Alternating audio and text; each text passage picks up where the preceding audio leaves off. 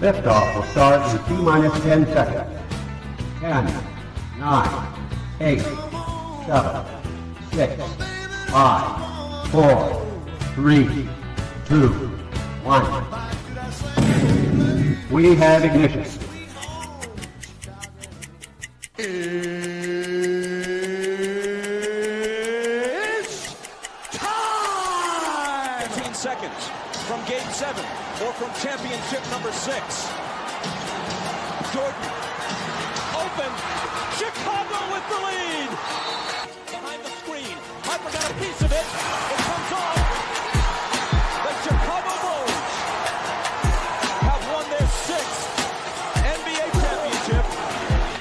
Tying run at second, 2 out, Palmero over the head of Jenks. Uribe charges, throws, out! And the White Sox have won the World Series. To the far side around the 8-yard line to Hester. Under it, and to the middle at the 15, to the 20, breaks free of the 25, to the 30, to the outside, 40, midfield, 40, 30 to the coast, 20, 15, Hester 5. Oh!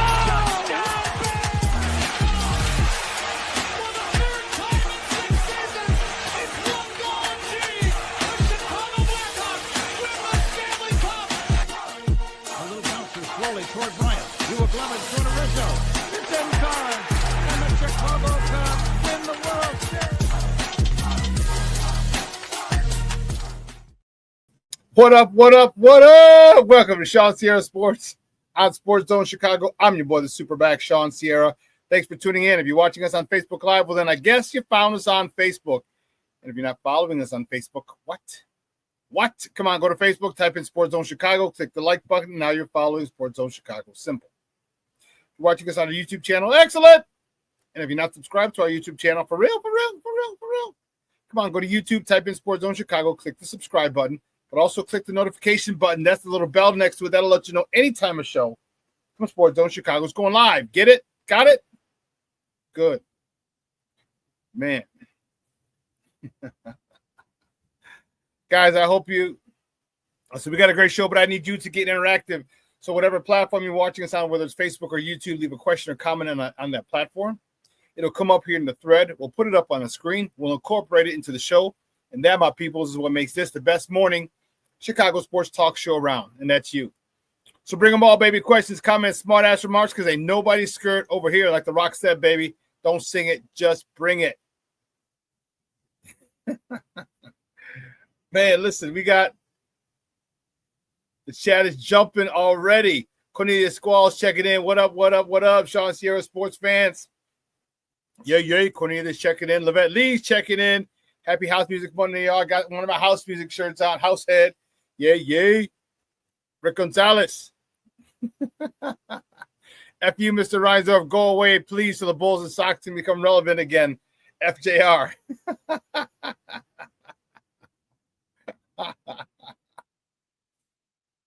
That's awesome.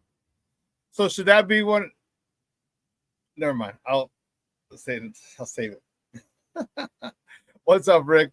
Michelle Walls in the Mickey Picky House. What's up, Papa? How are you? Says what's up on the House Music Monday morning, Superback and peeps. Thought of you, Sean. I had burpees this morning. Stupid burpee. Burpees are dumb. Anyway.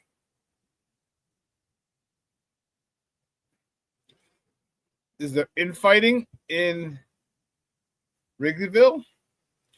Black Diamond. Good morning, Papa. It says top of the morning. Hey, Cornelius, we're not winning shit with Council. He an idiot. You never throw your pitcher under the bus if you're gonna battle to keep you in the game. You should have taken Tyone out after 4.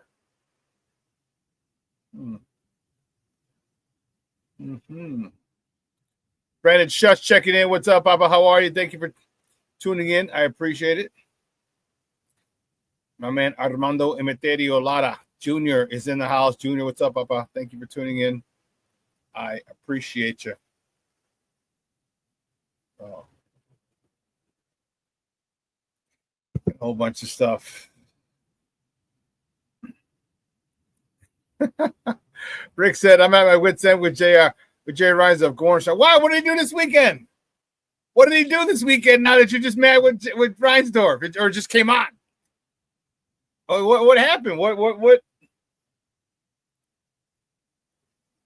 I don't know. Your vitriol toward him is pretty great. It's pretty high this morning. That's why I'm asking. You do something new over the weekend or? Shawn, let's see. We did ended up doing 15.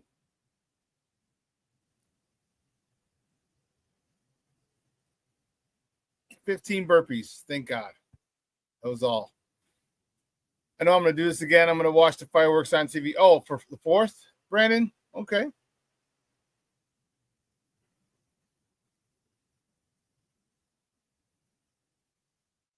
Not sure what you mean, Brandon. So start with the top of the morning. Start with the Chicago.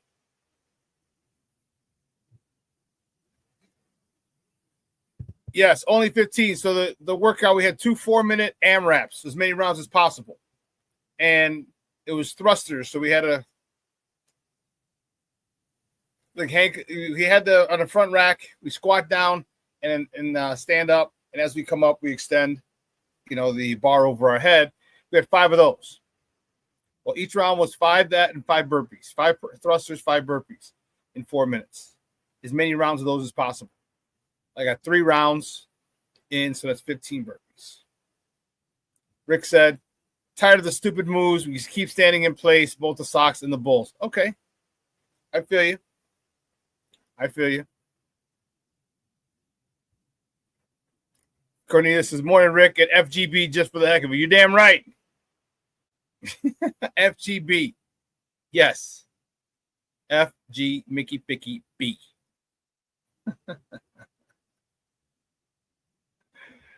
Oh, man, we got a good show for you today. My man, Fred Pfeiffer from the Big Red Bus is going to join us. We're going to talk about some of those stupid moves, Rick. We're going to talk about some of those stupid moves that the Bulls made. We're going to look back on the dismantling of that Bulls squad that led the East in the beginning of the 21-22 season. All right, the dismantling of that squad. We had the number 1 record in the East, best record in the East. In February, Lonzo Ball gets hurt. It all goes to hell from there.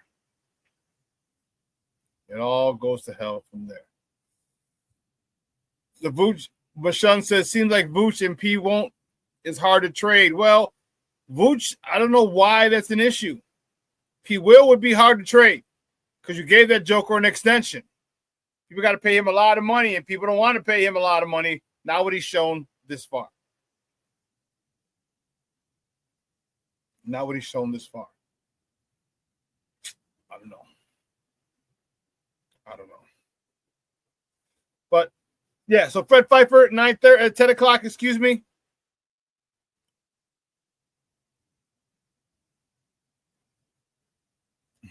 Bert Gonzalez. DeMar DeRozan, Alex Caruso, Alonzo Ball, Zach LaVine. We did not get 1 draft pick for any of them. Like, come on, at FGB. You can always FGB. It's always FGB. You know what? That should be your calling card, Rick. After every comment on here, just put like I hate the stupid moves. Period. I hate the stupid moves by Jerry Reinsdorf. Period. FGB. That should be your calling card. FGB, Rick. Every time you post something, write something in there. Finish the sentence. FGB! Exclamation point! Exclamation point! I'm dead serious. Bro. That's got to be you. I love it. Rashawn Wall said the Bulls front office don't value draft picks. There you go. You're like that. Just like that, baby. I'm cool with that. FGB. Yeah, baby. I love it, Rick. I love it. Oh, man. Well, peep this. You guys are on fire today. I love it. We got some baseball to talk. Good weekend for the good guys. Not so good weekend for the Northsiders. Yeah. and I was debating if I should put that picture up. I sent it to Junior and his son Mondo about the mid-season celebration for you guys. Yeah, we'll probably stay away from that. I got HR in my ear saying, "No, don't do it. No, don't do it." You know, as I'm getting older, I'm trying to live by this creed and this motto. Never say the first thing that comes to mind. Never say the first thing that comes to mind. Okay, never.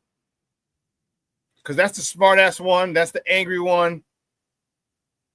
Okay.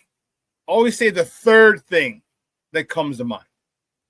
Because at that point, now you're kind of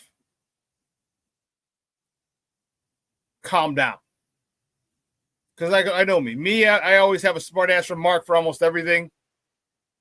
And so I'm trying to live my life, and it's working. Sometimes. Okay, it works. And I want to say something smart ass, and I'm like, But then I'll try to say a second thing, like, no. Then the third thing, like, okay, that's my calm, cool, rational, non-smart ass remark. Try it sometime. I'm telling you, try it sometimes.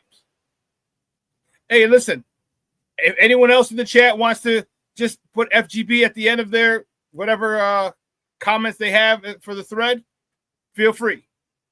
That's just Rick's thing, but there's nothing wrong. It's it's like the NFL. It's a copycat league. So you're more than welcome, everyone else, just to put FGB at the end of any comment you put. We could be talking baseball. We could be talking basketball. We could be talking hockey. Talking whatever. If you at the end of your statement and you just want to say FGB, by all means, feel free. Please. I implore you. I implore you. Please. Feel free.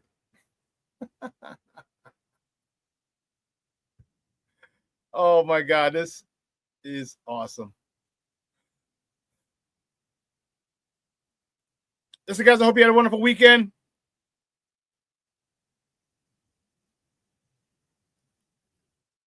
Weather was beautiful here to Shy. We dipped out of the mid 90s into the high 80s. So it was a good weekend, a good weekend to get out with your family, friends, your loved ones. You know how I feel about that. You know,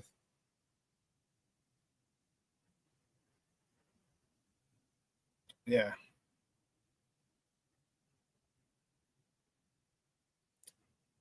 How's Chicago? Yeah, the weather's beautiful. Beautiful, beautiful, beautiful. High of 86 today. Okay.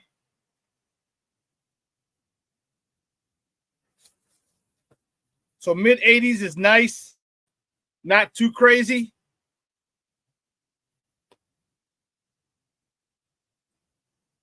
You should, bro. You should. That's dope. That's dope. That's dope. Listen. Oh, before, real quick, one quick thing. We had this past weekend, I told you, if you remember, and most of you were here on Friday, big party for my mom on Saturday. We had for her 80th birthday. Her actual 80th birthday is tomorrow. Okay. But I decided to do it the 28th because think about it. Next weekend is 4th of July. Can't do it then. You know what I mean? So I decided to do it early. So we had a good pick. We had a really good time. Tons of friends and family showed up. Some RSVP'd and didn't show up. That pissed me off. Someone RSVP'd for 8, showed up with 2. I still had to pay for it and all that. Anyway, that annoyed the hell out of me. But I digress. So I wanted to make it a Jordan theme. I wanted to get her a pair of Jordans just because I remember in high school when I was growing up I didn't have enough. She got me some when I was in college. After she didn't have to pay for school anymore for me. So I wanted to get her some Jordans. I had everyone wear Jordans. A lot of people wear their Jordans. Here's a picture from Saturday. She got the Air Jordan 11s. We're at Mama Luigi's. Again, big shout out to Mama Luigi's on 75th in Harlem. Man, it's a great, great spot. And she was happy. We had friends from the Board of Education where she worked for 30 years, and AT&T Illinois Bell, it was called back then. She worked with some of her friends were there she worked there for 30 years. We had some of those friends, and obviously tons of family. A couple of my friends were there, and it was great. My friend Mary Lou, my little sis, Mary Lou Micah, she was there with her husband. My guy Mark Micah, my fullback. Mary Lou created a poster with a whole bunch of pictures that I sent her, and had happy 80th Ellie, and everybody signed it, which was really cool. We have that hanging up in the house now. And then my cousin Marlo, big shout out to my cousin Marlo. My cousin Marlo held it down, man. She put the centerpieces together. She put she took a lot of pictures that I gave her, blew them up, and created a table at the back right when you walked in. She had a lot of old pictures, and throughout the years, pictures of my mom. One when she was actually her baby picture in high school when she first started working, and then her with family. I just can't thank my cousin Marlo enough. I want to say big shout out, thank you again, man. She held it down, so it was a good time. Mom Dukes was man. Yeah, she was happy, and that's the cool part. She's over there now. She's getting ready to go to CrossFit, and she's fired up. She's wearing one of the new outfits that one of her friends gave her. So this morning before the show, we get her stuff together. I'm like, what do you want to wear? She goes, I think I want to wear this, and she just pulled it out of the bag. I was like, that one? She goes, yeah, I want to wear this one. So she's wearing her new stuff to the to class today, so she's gonna be fired up. But yeah, that's what I did this weekend. That weekend was fun, and then yesterday I really didn't do anything. I just kind of recovered and just chilled. Enjoy the weekend. And here's my question: where are all my people with pools? Where are all my people with pools?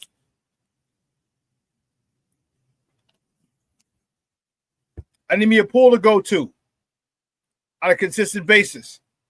I got to call my girl Isela said I can go down there, but she lives down off of Cermak, and she lives right out in the South Loop, right by Wintrust Arena. So I got to drive all the way into the city. Now, mind you, it's a rooftop pool. She lives in an apartment building. She's like, you can come by anytime. I'm like, all right. I said, but you're at work during the day. Like, I want to be there during the day. Oh, man. Anyone else got a pool, an outdoor pool? Come on, man. Holler at your boy. Holler at your boy. Hey, guys, thank you so much.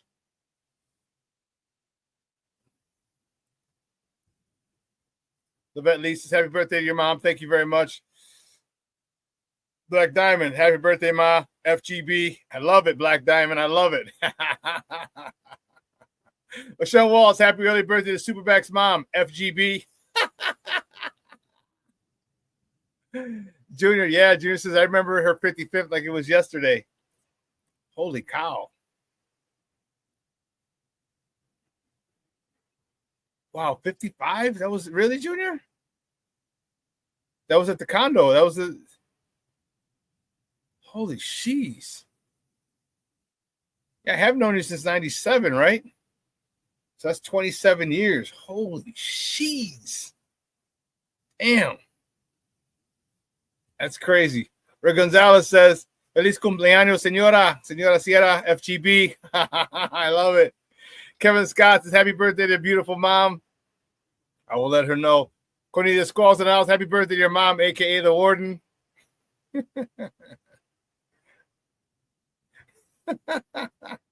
Rick said, my mom back in the day said, you want a pool, Rick? Fill up the tub and enjoy. FGB.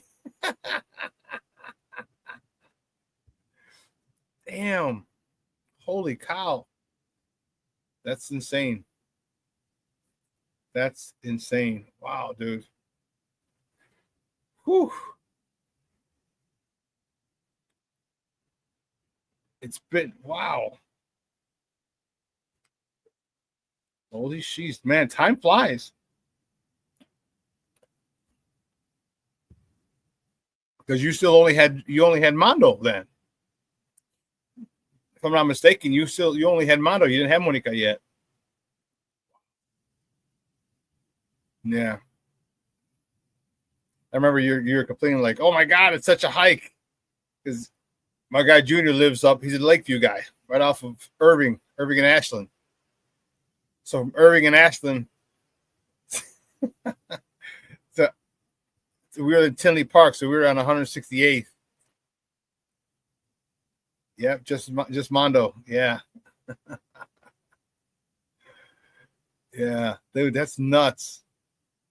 That's right. And it was nice. It was a third floor balcony. It was a duplex. It had a little loft in there. It was the top floor. Yeah, it was crazy. Anyway, listen. Here's what we're gonna do. We're gonna take a quick break. All right. On the other side of the break, we will get to the top of the morning topics. All right. So don't go anywhere, folks. Keep it locked right here at Shawn Sierra Sports on Sports Zone Chicago.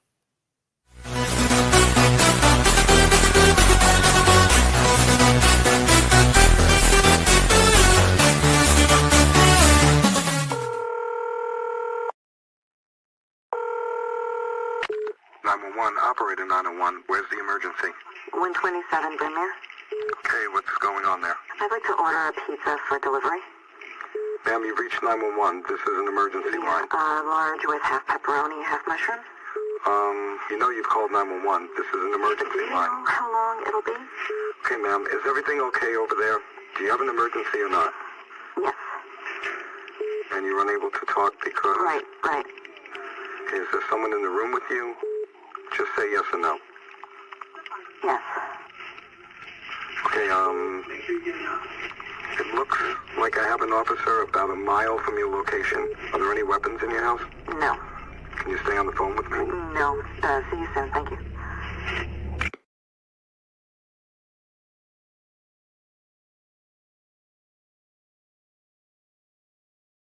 Every day, we take steps to keep the people we love safe, but some health risks are easy to miss. Ticks hiding in the yard can spread germs, like the ones that cause Lyme disease. Mice searching for food can spread bacteria that makes us sick. Mosquitoes lay eggs in standing water and can spread West Nile virus and more. Cockroaches are drawn to water in the home, leaving behind allergens that can trigger asthma attacks. Common pests can threaten our health. Learn how to protect your family at pestworld.org. When I'm flying, I put my helmet on, my visor down, my mask up. You don't know who I am. Whether I'm African American, Asian American, Hispanic, white, male or female. You just know I'm an American airman kicking your butt.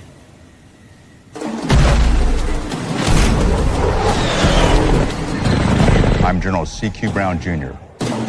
Come join us. No, I don't know though. I'm scared.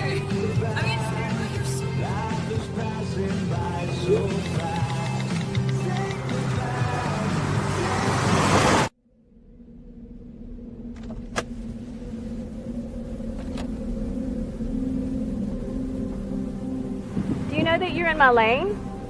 No, not at all. Are you not paying attention? Are you texting? I was just checking in with my mom. I was telling her that I thought we'd be home by 6. It's okay. There's enough time. Just pay attention. I'm not even halfway through my text. There's no way. I'm not even going to look up. My babies are in the car. You have to pay attention. It's just supposed to be a quick text. I'm so sorry.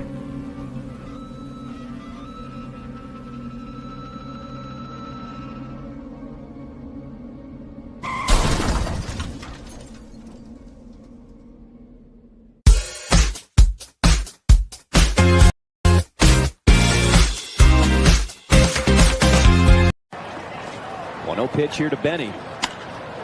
In the air to left field. Ramos is backing up. Talkman tagging at third. The throw home, Talkman, he will score, and the Sox take a 1-0 lead. Sac fly RBI to Andrew Benintendi. The throw against Ohtani. This could be two. Sosa starts it off. My drop throw to first. A double play turn. 2 down here in this second. Rips this one to right field, and it's going to get down. Slater, he's going to score. My drop, he's chugging in, and the Sox retake the lead. A 2-run double from the rookie Kyle Teel here in the 7th inning. You've got to release the baseball. And now Sosa the bloop, and another one comes in. The Sox put up 4 runs here in this 7th inning. A big crooked number goes up on that board. Welcome back to ShawnSierraSports on Sports Zone Chicago. Those clips courtesy of Chicago Sports Network. Those were the good guys on the south side yesterday. With a big crooked number going up on that board. In the voice of our old Uncle Hawk Harrelson. That's what I'm talking about, baby. Yeah. Yeah, today was a good day. Yesterday was a good day. Brandon Schutz's what day is her birthday? Her birthday is tomorrow, Brandon, July 1st. All right, July 1st, 1945. She was born, 7/1/45. All right. Awesome. Well, listen, let's get it crack-a-lackin'. Let's get right to it, guys. You know how we do the first segment of every show. It's called Top of the Morning. It won't come just when you want it.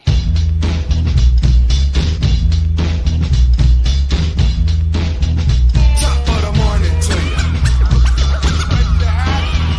Top of the morning to you.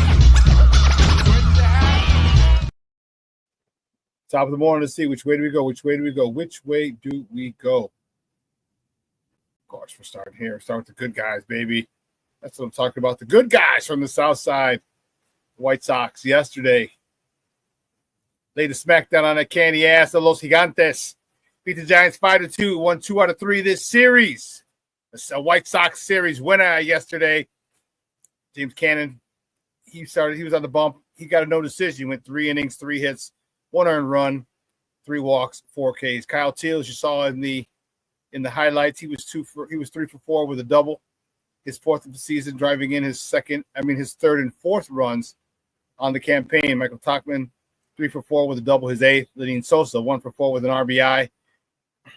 His 22nd of the year. Andrew Benintendi drove in his 32nd RBI of the season. The White Sox are off today. All right, they're off today before they head out to the Los Dodgers. Or the LA Dodgers, baby. My goodness. It's going to be a tough one. A tough series at Chavez Ravine. But they're on their way out to LA homes. Lots locals forever, eh? The next top of the morning topic. Cubs. Yes, the Cubs yesterday. Tough one for the Cubs. Cubs get blanked by the Houston Astros 2-0. Jameson Taillon, he got the loss. He's 7-6 on the season. He went 4 2/3, 5 hits, 2 earned runs, 1 free pass, 4 punch outs. Kyle Tucker was 1 for 4 with a double, his 18th. Carson Kelly was 1 for 4 with a double, his 6th. The Cubs dropped 2 out of 3 down in H-Town.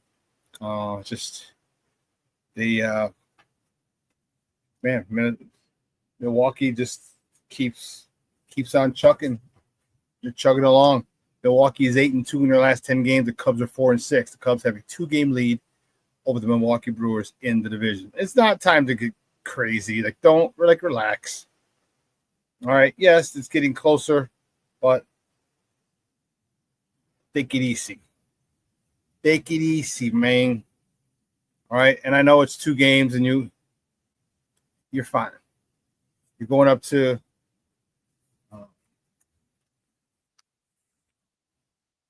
you got St. Louis this weekend.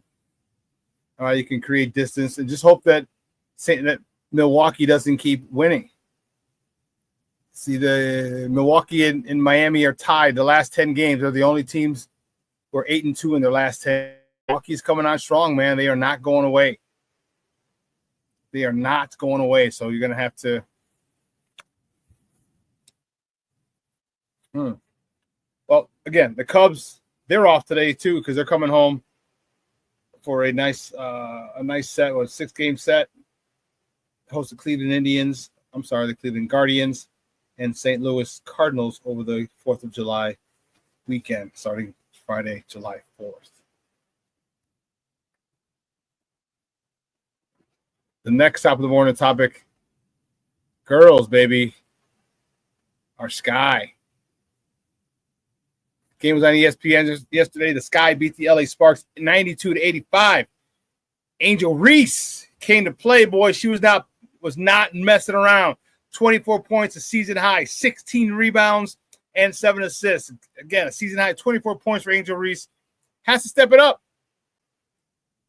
Her girl, Camila Cardoso, is out. Well, she'll be missing about 3 games due to her playing with the Brazilian national team. Ariel Atkins dropped 20 in the cause, and Kia Nurse added 14 points as the Sky beat the LA Sparks 92-85. In that game, it was crazy because in that game, which will be the next topic,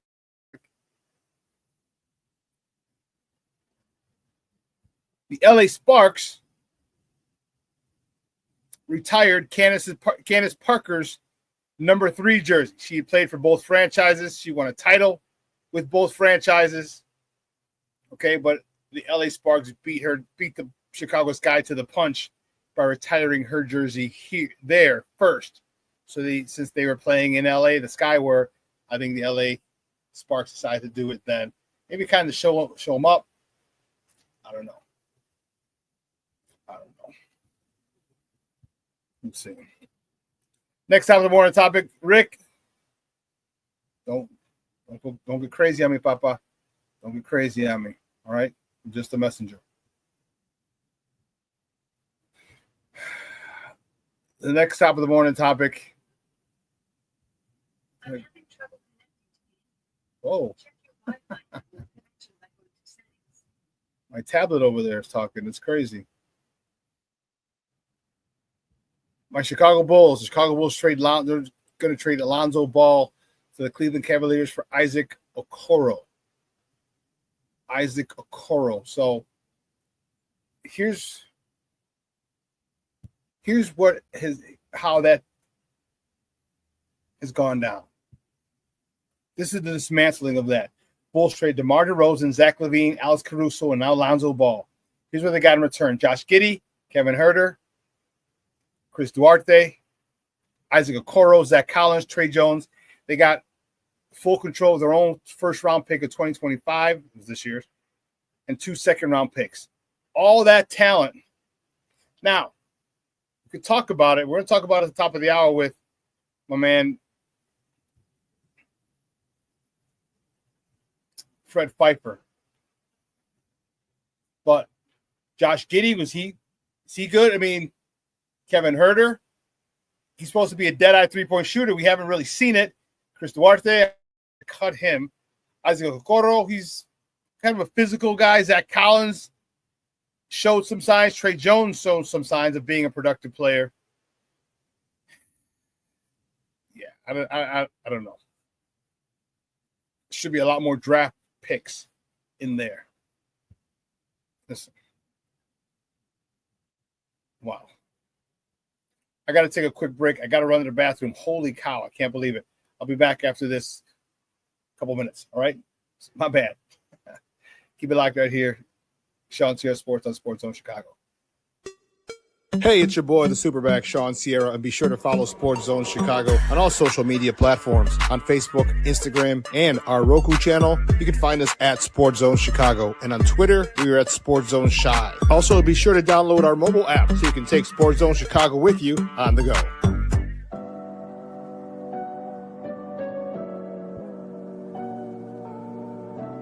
How do you take care of your mind health? For my mental health, I meditate in the mornings. I have my dogs. they're the best. I just find ways that help me just relax. Finding things that make me happy, like being close to my family. I meditate a lot and read books. I have hobbies outside of the game. I'm able to switch off. I'm able to turn my brain off from the game of basketball. Your mind health matters. Your mind health matters.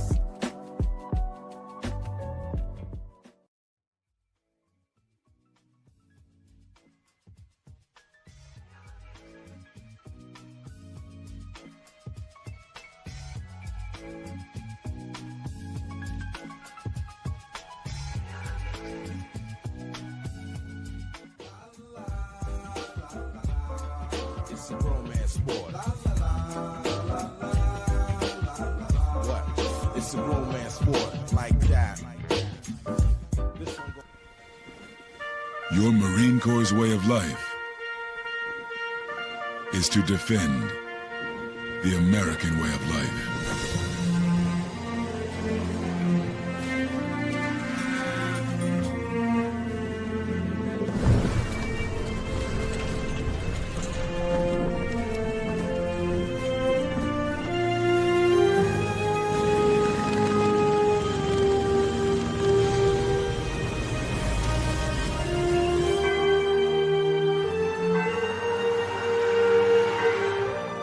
Every day, no matter where we serve, we take a stand for our nation, for each other, for us all.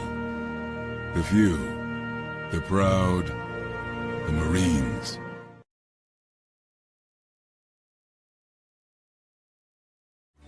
Everybody. Fuck Green Bay! Fuck Green Bay! Fuck Green Bay! Fuck Green Bay! Fuck Green Bay! Fuck Green Bay! Fuck Green Bay! Fuck Green Bay! Yes, sir! Welcome back to ShawnSierraSports on Sports Zone Chicago. I thought that'd be a fitting tribute to come out of break, out of a little bathroom break real quick. Oh, man. Let's see. Oh, man, other people checking in. Sean Wallace said, hell yeah, baby. Good guys took 2 out of 3. And here's the crazy part. That was the best bullpen in baseball. The San Francisco Giants have the best bullpen in the major leagues, and they did it, and the White Sox did it against that. That's what I'm talking about. Junior said, I'm not worried. He's talking about the Cubs. He's not worried. It's a long season, man, and you can't get emotionally, you can't ride that emotional roller coaster. All right? You might have a bad week or two. Okay? It's going to happen. You can't. I mean, you can, but it's going to do a hell of a lot for your blood pressure. King Book of World, what's up, Papa? Salute everyone. And Shawn, what's up, man? I appreciate it. Thanks for tuning in. Cornelia Squall said Angel was a beast yesterday. I like when she gets the rebound and starts to break. I do too.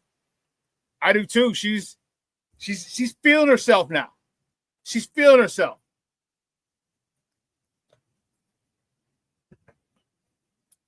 Getting a rebound, putting it up, and one, getting out of the break, and one.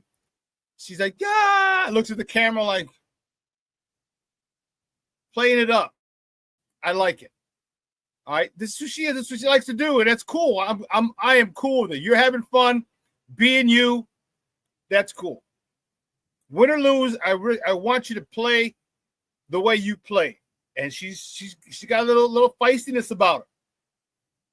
All right. She got a little feistiness about her. And that's okay. But she's in there battling for them rebounds, baby. That's what I'm talking about. Armando says, isn't Kevin Herter one of the commercials you show? Yeah, he is. He's playing for the Sacramento Kings, I think, at the time, or someone else. And that was funny. I recognize that too. King Book of World says, AKH draft picks.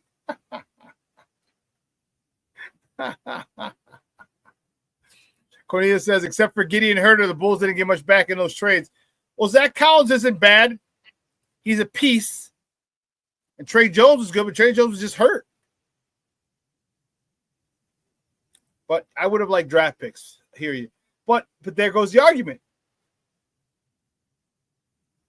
You want draft picks or proven players who need a change of scenery.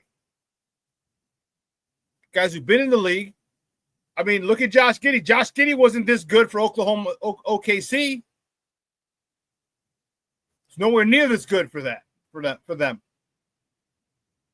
So is that what you want? You want young players who've been in the NBA already that you can kind of develop?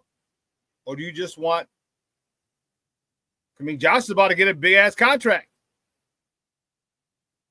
Black Diamond says they done woke the villain up. Yeah, Angel Reese is – and she's flexing on him, boy. She's flexing on him, and I love it. Cornelia says Angel is good on the give and go. Man, yes, she is. Or the pick and roll. Pick and roll, she's great. Come set a screen for one of her guards. Dive to the hole. Dump it into her. And the thing I like, if you notice, when she's pivoting, she's using the elbow. She's throwing elbows and shoulders to create space. Elbows and shoulders. Watch her throw elbows, or hook people, or boom, to create space. I love it. I love it. Kevin Scott says, Angel's play is her best way of responding to her critics. Team Angel Reese. I hear you, bro. That's how you do it. That's how you do it. You just come out and play. Junior says, I'm glad Reese is playing ball and not trying so hard to be a social media star. I agree too, bro. Remember, you know what? Keep the main thing the main thing. And the main thing is basketball. That's what got you all those other things. That's what got you on in Europe doing a fashion show. That's what got you in the red carpet here at movie premieres. All right, was the fact that you played basketball. Keep basketball the main thing. Keep the main thing the main thing, and you'll be all right. Black Diamond says, I love it too, FGB. Black Diamond! I love it. That's what I'm talking about, baby. Cardoso ain't in Brazil. Grin smile. Oh, really, King Booker World? She's not playing with the national team, huh? In Chile. She ain't over in Chile, huh? Okay, you got some info on her actual whereabouts? Hey, just don't let your Puerto Rican fiance find out.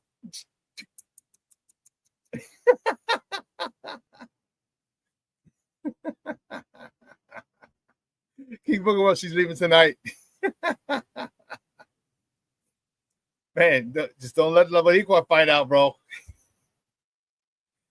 Damn, it's a shorty checking in. What's up, Bubba? I says top of the morning. I'm here listening, just in a software meeting. Thanks for tuning in, shorty. Appreciate you. Appreciate you. But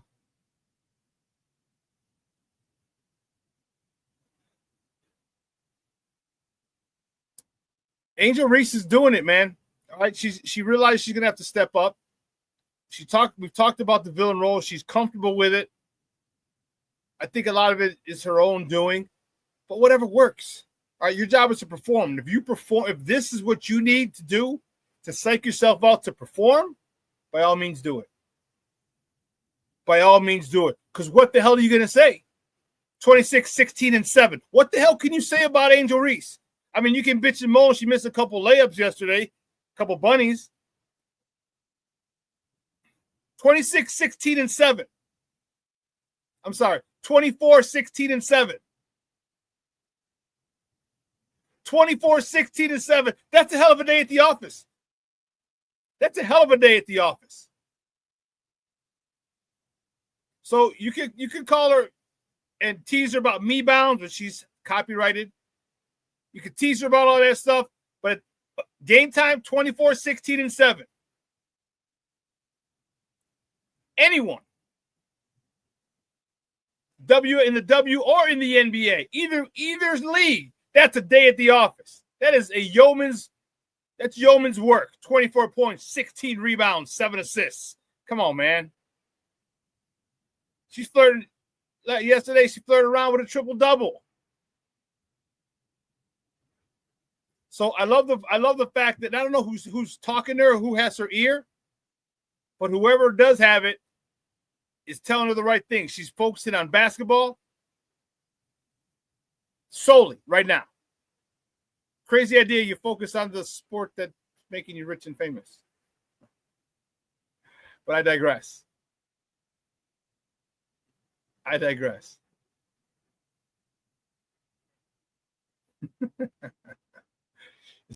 People says, "Go hell no, she's good with the switch in the chancla."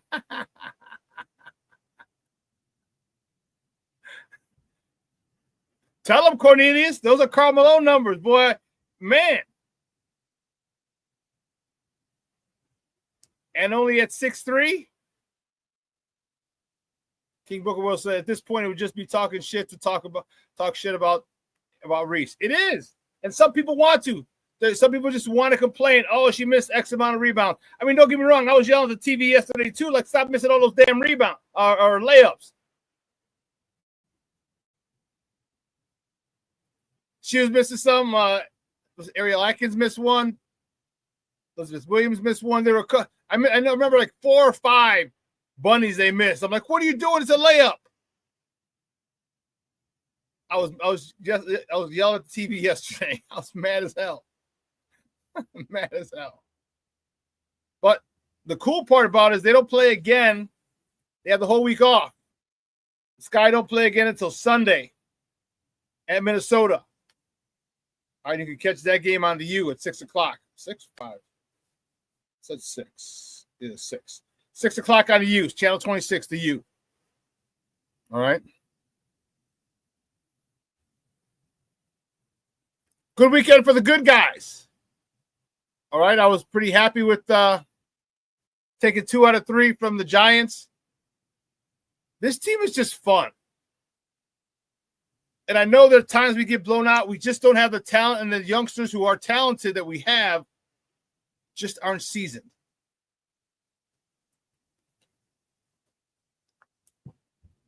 Chase Mydroff is one of those guys. I am really, really, really starting to like him a lot now.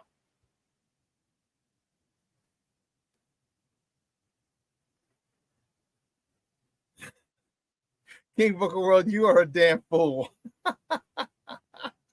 He says, one of my most embarrassing misses in a basketball game was a missed crip. I butter rolled it to myself. I walked off the court. You pull a DJ Moore? Just walked off the court.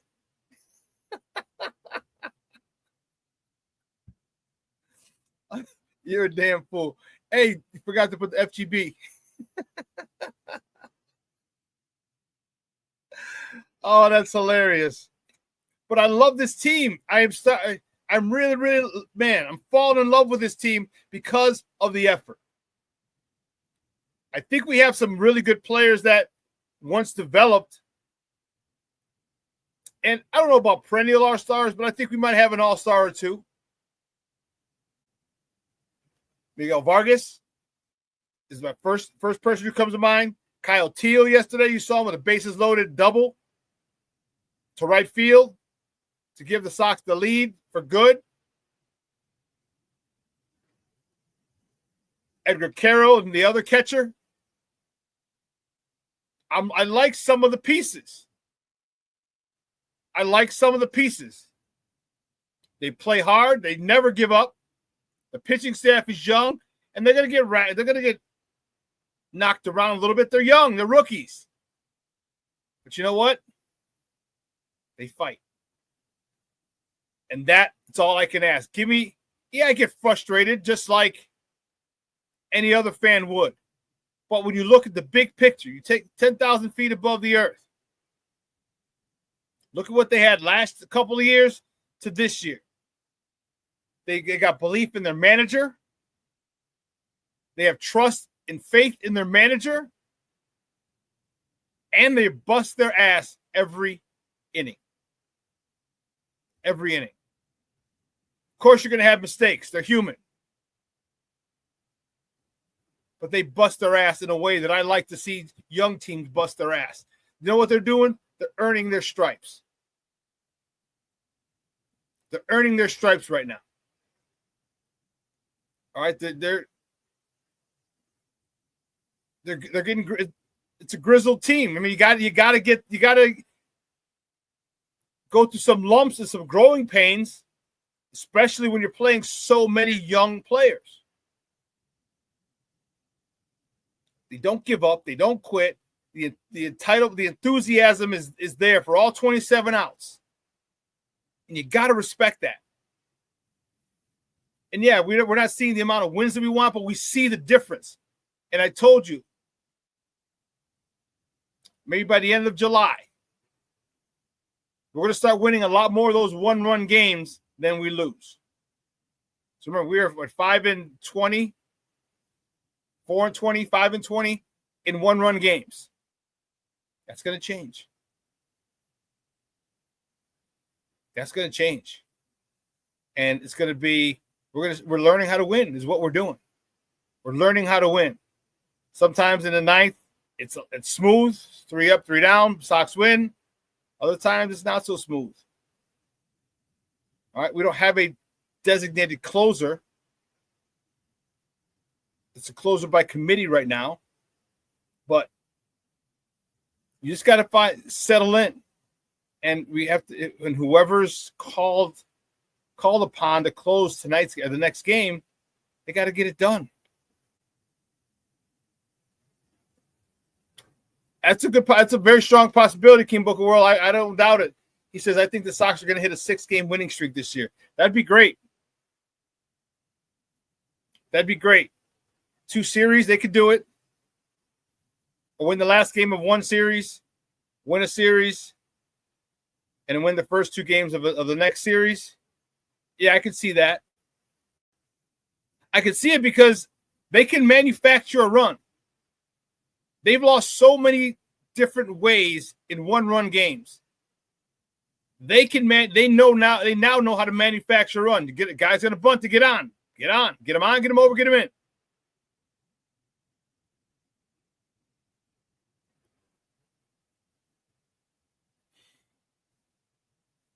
This is a young team that's just so refreshing to see from what we've seen in the past. And I love, man, I was a big Yo-Yo guy, man. I love Yo Moncada. I even like Tillier. I like Eloy. I love Luba.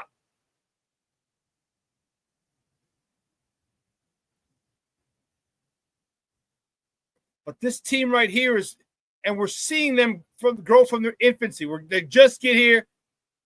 Chase Mydroff. Look, is one of the most intelligent baseball players. You saw the slide yesterday? If you didn't see this, oh my goodness. He was stealing second. He slides. He stops his slide short before the bag, before he can slide into the tag. Stops short, pops up, and the guy who I don't know if it was a shortstop. I think it was the shortstop. Was anticipating the contact, and he was leaning back. So he's leaning back. Chase stops his slide. The dude falls back, and Chase steps on the bag. They called him out initially, and Chase is like, no. And on the replay, it shows he stopped the slide. You talk about a high baseball IQ, that's what we're talking about. He's not the most talented guy in the world, but you don't have to be. You have to be smart. Doesn't matter what field, what sport you're dealing with. Smart players, people with high IQs, are those the people that you want. Those are those are the guys you build around. In a year or so is when you go get our superstar. Trade for him, draft for him, whatever. We'll see. But listen, let's take a quick break. And on the other side of the break, we're going to switch gears. We're going to talk Bulls, baby. The Bulls. And I know a lot of people are pissed. I know, Rick. Get ready. My guy Fred Pfeiffer's on. He's ready to roll, baby. How many draft tips did we get for all those guys? My goodness gracious, great balls of fire. We're going to talk about that with Fred Pfeiffer on the other side of the break, so don't go anywhere, folks. Keep it locked right here. Shawn Sierra Sports on Sports Zone Chicago. Hey, it's your boy, the SuperBack, Shawn Sierra, and be sure to follow Sports Zone Chicago on all social media platforms, on Facebook, Instagram, and our Roku channel. You can find us at Sports Zone Chicago, and on Twitter, we are at Sports Zone Shy. Also, be sure to download our mobile app so you can take Sports Zone Chicago with you on the go. Time out. How are you feeling right now? Happy? Excited? Angry? Overwhelmed? One of the best things you can do for your mind health is to name what you're feeling. It can sharpen your awareness and help you talk about your feelings with someone you trust. Here are 3 questions to ask yourself. Where are your thoughts right now? In the past, the present, the future?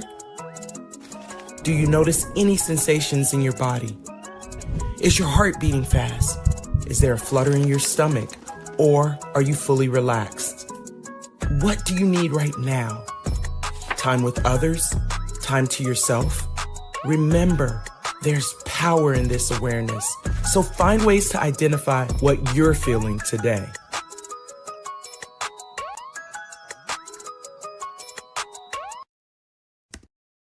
Very efficiently, especially in the last 2 games. Oh, you mean 51% from the field efficient? I mean, incredibly efficient. Banham held up by Kelsey Plum. 8 on the shot clock. Banham sends it to Elizabeth Williams on the inside. Gets her own rebound. Her championship pedigree, her resilience, her IQ, all of it just so impressive. And she's won at every level. Cannot believe that she did that. Like, how has not been done in history other than Candace Parker. And Beck Allen is putting the Sparks defense on notice. Sparks, and McCannon reaches in. There's that pressure. Atkins pulls up, drains it. We've had 12 lead changes. We've been tied 5 times. Angel Reese, single coverage. De'Erica Hanby, not enough to hold her. Welcome back to ShawnSierraSports. Those clips courtesy of ESPN. You heard Angel Reese yelling, and one! Demanding it, getting physical. You saw how she's trying to hook with the elbow, hit the shoulder, use the shoulder to create separation. I love the nastiness, the grittiness of her. All right, I know she's a beautiful young lady, but man, she gets down and dirty. She does the dirty work. She does the dirty work, and I love it. I love it. How else do you come up with 16 rebounds? She also set a WNBA record yesterday for 4 consecutive games of 15-plus rebounds. 15 or more rebounds in 4 consecutive games had never been done before in the WNBA. So keep talking shit about her. Keep doing it. All she's going to do is come out and give you 24, 16, and 7. 4 straight games of 15-plus rebounds, at least 15 rebounds. Come on now. As a second-year player, as a sophomore player in the league, led the league in double-doubles last year. Come on, man. This girl she's the real deal. Unorthodox as hell. Unorthodox as hell. But she gets the job done. Keep going, girl. Keep going. I love her. I love that they're allowing her to be her, which is awesome. Well, man, let's talk about the men's. We're going to talk about the mans. My next guest is a good friend of the program. I'm fired up to talk to him. He's a host of the Big Red Bus. You can find him on Twitter at CBEFred. Guys, let's welcome back to ShawnSierraSports, my man, Fred Pfeiffer. Fred, what's up, Papa? How are you? No, you got your mute buttons on. I can't hear you.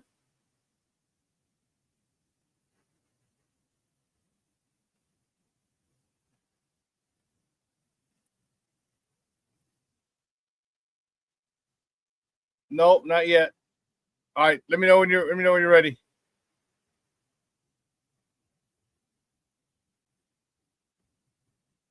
King Booker World says Acme is a perfect name for this clown show, named after a cartoon company whose shit never works. Remember in the Roadrunner, it was always Acme, ACME, Acme. Give me a thumbs up, Baba.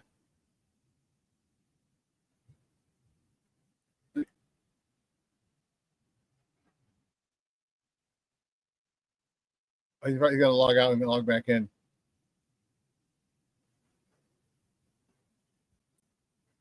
Shawn, can you hear me now? I got you now, buddy. Thank you. I'm so sorry, brother. Every time this happens, I'm going to definitely get better at this. I'm just so excited, even I'm having technical difficulties about this after this move with the beloved bull. You're not happy about it? Here's the first question. Cornelius says, all right, morning, Fred. All right, what do we get out of this draft? Well, the draft, we got a project. This guy's not even close to ready. He's 18 years old. I mean, he's younger than Cooper Flagg, I think, by 3 days. So as far as a player and he's got tools. He's 6'10". He's about 198. He needs to get stronger. Excellent in transition. His shot is broke. But I think what they saw here is, I don't want to ever compare anyone to Giannis, but if you look, Giannis was 6'8" when he was drafted, about 198, about the same weight. I think within 2 years, he put on 30 pounds of muscle. He was right around, or 20 pounds of muscle, about 220. I'm not saying that this kid's going to ever get close to that, but there is a lot to like here that at 18, he was playing in a professional league with adults. 2 years. For 2 years. Yeah, there's a lot to like. It's a project. There's no other way to describe it. It's a complete project. I wish they would have done what Atlanta did with the next pick, which is they made this insane trade with New Orleans to get, to take Derek Queen, pass it to New Orleans. But in exchange for that, I'm not a Derek Queen fan. I don't think Derek Queen's going to be he's a fantastic college player. He's not athletic enough to guard in the NBA, and he can't protect the rim, and he can't shoot the three. Those are all bad combos. And Atlanta was able to turn that into Asa Newell, and also, more importantly, an unprotected 2026 pick in a loaded draft. That was the route I would have preferred they would have taken.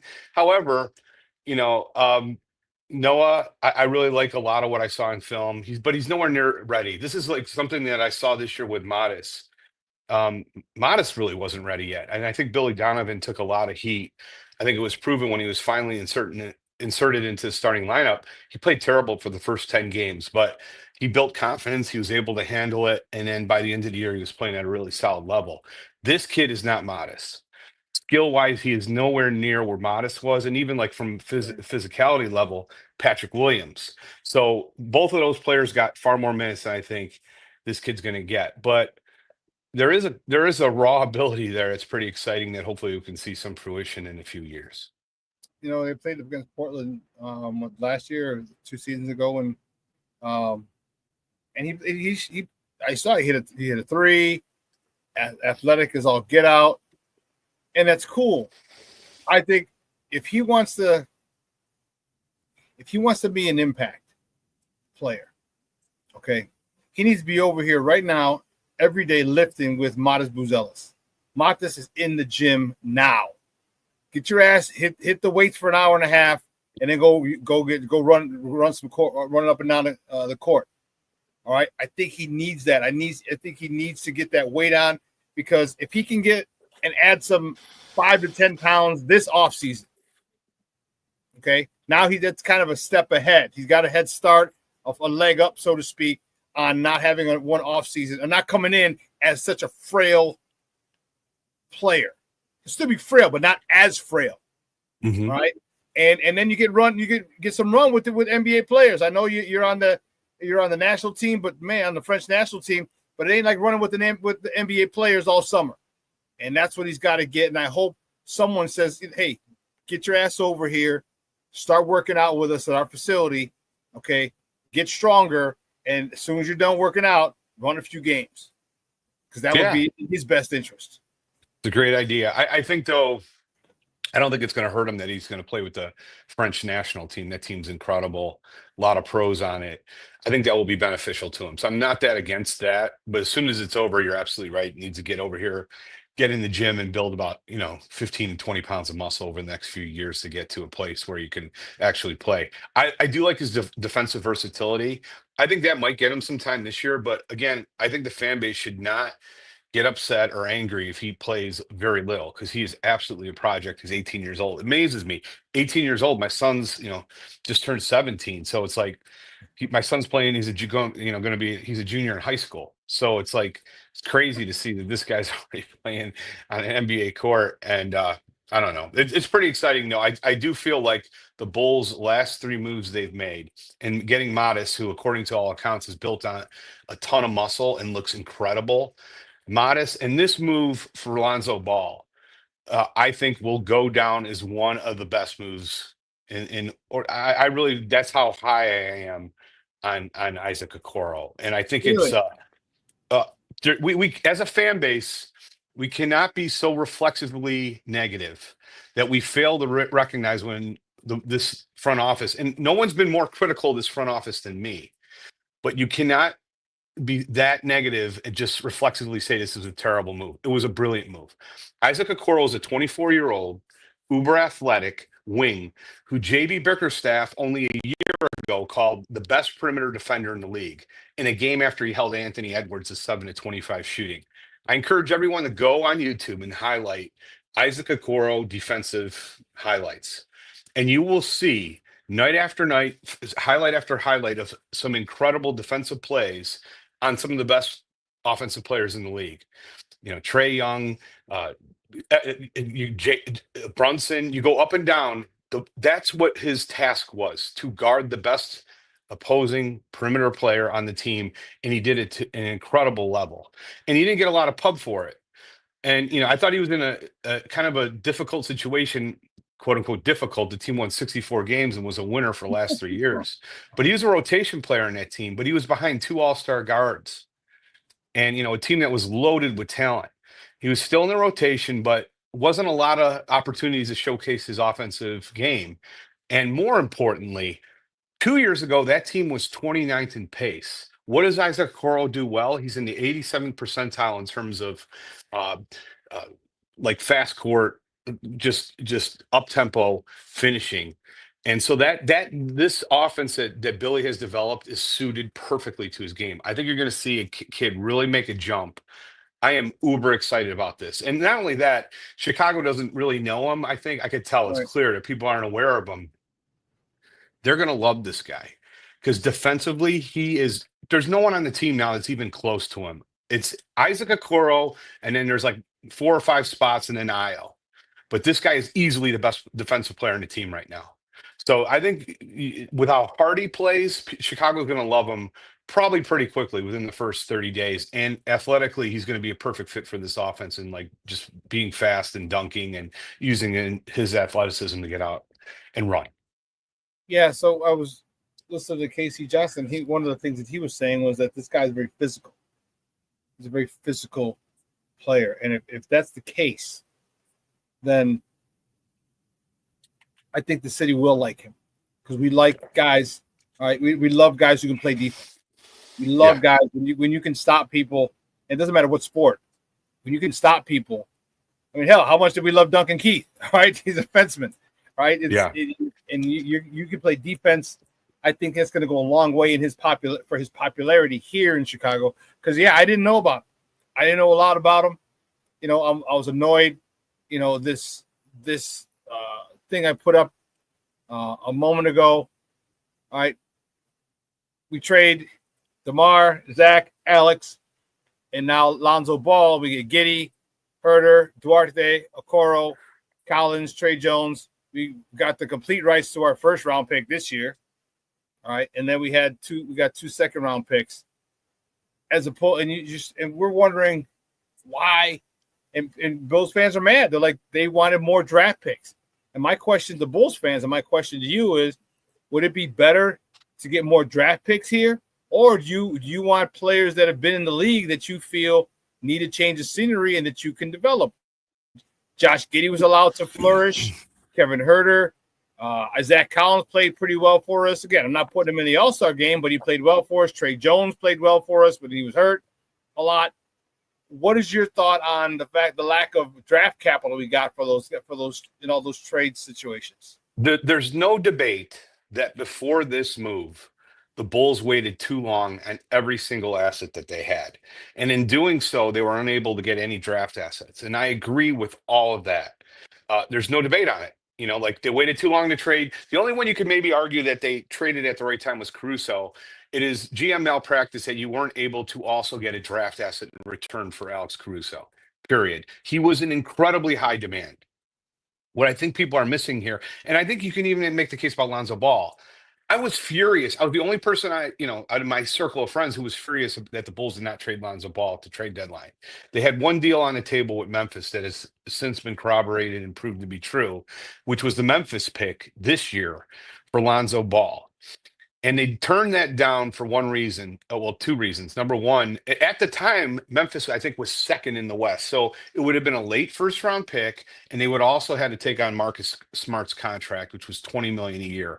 So that would really tie things up this year, decrease the flexibility for them to do things. That said, I wanted them to take that deal, and that would have ended up being like the 18th pick, I think, this year. So that was a mistake. You can't fix those mistakes.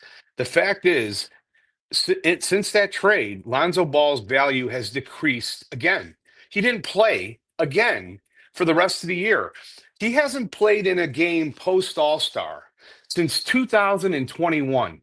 That's 4 straight full seasons. The All-Star break on. This idea.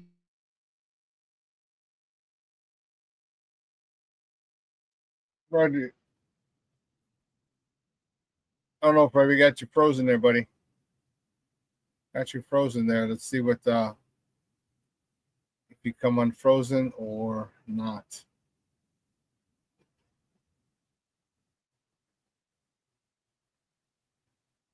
Do me a favor, Fred. Yeah, Fred's connection is.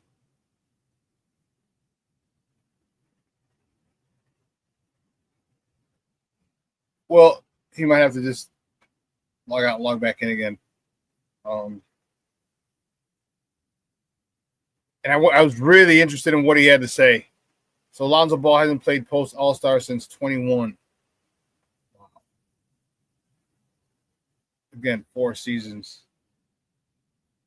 Yeah. Are you there, Shawn? Can you hear me? I can't hear you now. Yeah. Hold on. There you go. Can you hear me? Gotcha. Okay. So this You're idea talking that about Lonzo Ball, 4 straight seasons he hasn't played past the All-Star game. you haven't played past the All-Star game. So this idea that, and yes, you were able to get a late first rounder at the last trade deadline. He then missed the rest of the season. So like this idea that he was going to garner a lot of draft picks is insane.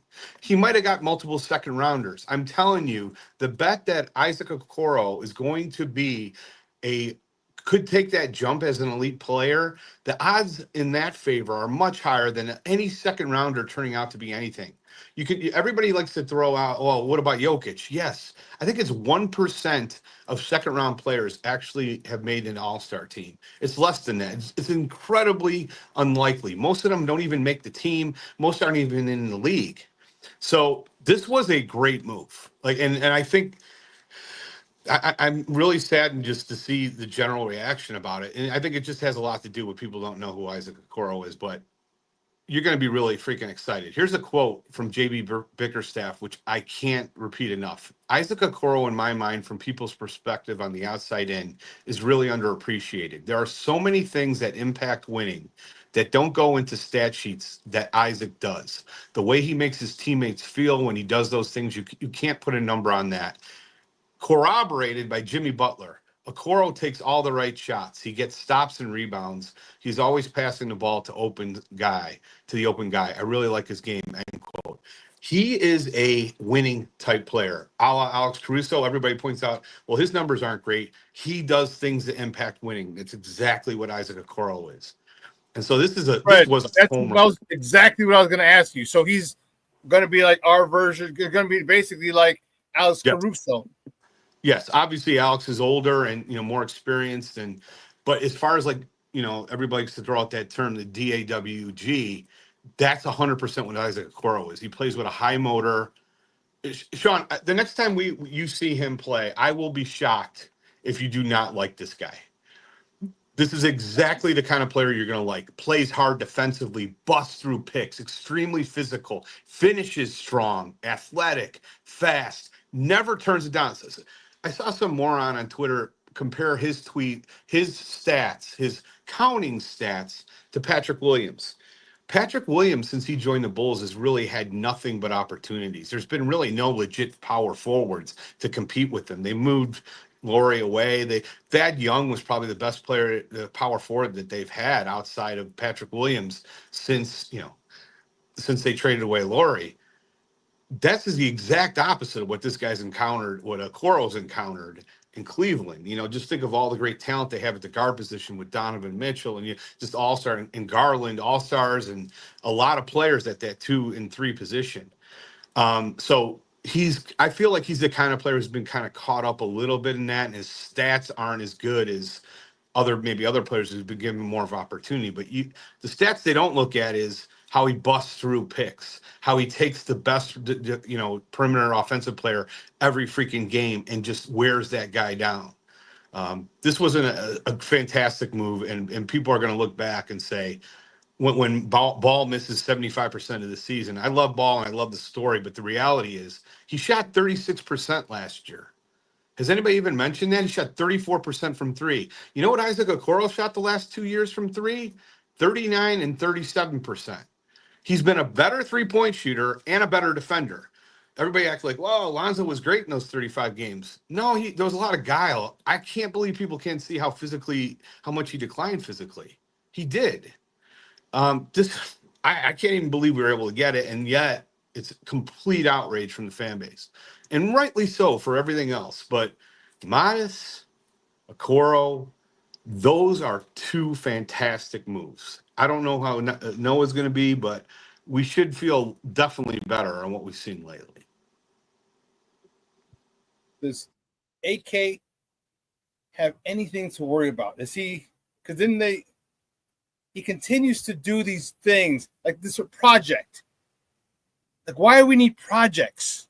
Why don't we get young players who have a big upside? Who, there's no guarantees in any draft pick. Of course, we know that. But that was the best you could, Noah was the best you could take it at that number 12 slot. I really like Coward, who went before that in a trade. I think Portland took him. I mean, at that position in the draft, the best players are usually found in the 1 through 5, 1 through 7. You can find good players in 1 to 15. I mean, it's SGA. Look at that range between 6 and 15. I don't mind taking this, taking this kid at 12. Okay. I don't mind it. I don't think it's a terrible gamble, or 11. I don't think it's 12. I don't think it's a terrible gamble to take a kid who's 6'10", 198, who's 18 years old, who can. It's not impossible to see this guy kind of develop into something. Yes, a project, but I think he's a little bit better than that. And the fact that he's actually competed in a men's league, I just don't think anyone should expect anything out of this guy this year. And I think that's kind of the mode we should be in, as an organization. Like, I wouldn't just say automatically, oh, we should try to win this year. I mean, I still think we're right now, if the team went into the year as is, we're probably going to win more than we expected just because the East is so down. Yeah. But I am 100%. Let's just look at Modest. If Modest takes the steps that I think he will, based on what I'm starting to hear how he's been this summer, this might get really good. Unless they trade Kobe, they have to move one of the guards, though, now. I kind of feel like Io or Kobe. I don't want them to move Kobe. I love Kobe, but I also understand the realities of this financial situation. He's going to be an unrestricted free agent next year, and he's probably going to earn a lot of money. But I feel really good about going into this with Giddey, Kobe, Okoro at the 2-3, and then, Modest at the 4, and then Vooch at the 5. Actually, I think that lineup actually has the potential to surprise a lot of people. I'd like to upgrade at 5. Okay. How do you see this Bulls team, piggybacking off what you said? All right, East is down. The attack of the killer Achilles, of the snapping Achilles. All right, you got Jason Tatum out. Obviously, you have Halliburton out. Dame and Lillard out. That's 3 teams that we anticipated being powerhouses out of the East. How's that going to affect the Bulls? Do the Bulls jump up due to, the fact that they made the play-in a couple times? Does it bump them up a couple spots maybe into the playoffs without the play-in? How do you see this Bulls team faring now that the East has been ravaged by snapped Achilles on a couple of their key or better teams? Yeah, it's an interesting question. So if we look at the teams that finished ahead of them, I'm going to name them all. I'm going to say, is this team ascending or descending? I'd like to ask you. Let's run through it. The Hawks. I want to say ascending. That's absolutely right. 100%. So that team is going to move up too with the Bulls. The Heat. I would say descending. I just think I'd say descending. I agree. I think the Bulls should finish ahead of the Heat. If everything is, if we go into next year with the roster as is, a lot depends on Vucevic, and we can get to that later. The Magic are ascending, right? Yes. We can debate it. Yes, the they are. Pistons are ascending. Why even debate it? So those are the three of the four teams immediately in front of the Bulls. Three of those four are ascending, and the Heat are descending. I agree. So they're going to go up, but that means Indiana's coming down. Milwaukee's coming down. Yes. Boston's coming down because I don't think Jason Tatum. So everyone, in my opinion, everyone should just set up because Boston's not competing for a title this year. All right. Indiana's not going back to the finals this year. All right. I don't see Milwaukee going back. Milwaukee might be able to because they went to the finals without him, but I think he's a big part of their chemistry now, where you kind of need him to go back, or since 21 was when they won it. Yeah. So I just see everybody moving up, and I think I agree with you. Yeah, I do see. So I think there's three teams definitively ahead of the Bulls: the Cavs, the Knicks, and I would also say the Pistons, and probably the Magic. So four teams. It's a matter of, are they going to be able to surpass the Celtics? I'm not sure. I mean, they still have a lot of talent. Jalen Brunson and White, Jalen Brown and White. So I think it's possible they'll probably be in the 6, 7, 8 range. But that's not necessarily too bad with the direction that they're going in with a far younger and more athletic team. I do feel like the center position is the issue. So you say the Bulls are 6, 7, or 8? 6, 7, or 8. I would say the Bulls right now are a playoff team.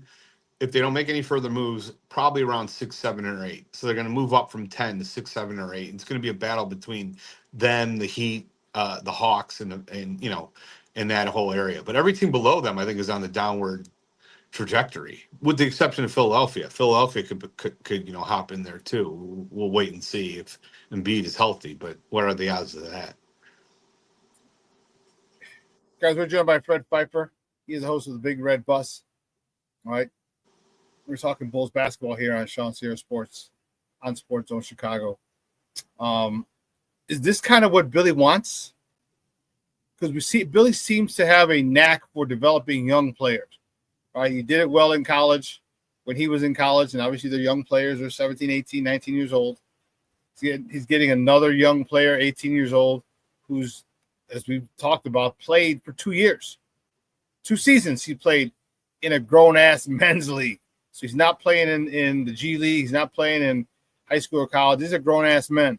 Is this kind of a pick that Billy can really go to work with and really, really develop into something special because of Billy's track record? I think so. I'm a big fan of Billy Donovan. Shawn, I know you're not, and I know there's a lot of people listening to this who aren't. I'll just point out that last year that team was top 20 in defensive efficiency. There is no stat that is more predictive of a team that's going to make the playoffs than defensive efficiency. The top 13 teams in defensive efficiency, led by OKC, all made the playoffs. The bottom 7 all missed the playoffs. The Bulls were 19th. And I'd like to ask everybody listening, who are the real elite defenders on that team last year? Io was a good defender, and he missed half the year. It is a miracle what Billy Donovan did with that team defensively. Vooch is a turnstile. He is a rim presenter, not a rim protector. He's horrible as a center. And then Giddey's terrible defensively. Kobe's not good defensively. Up and down that lineup, Patrick Williams had a down year defensively. Up and down that lineup, there's really there was no defensive talent yet. They were 19th. Now you bring in an elite defensive perimeter player in ENCORE, and I think they're trying to address that.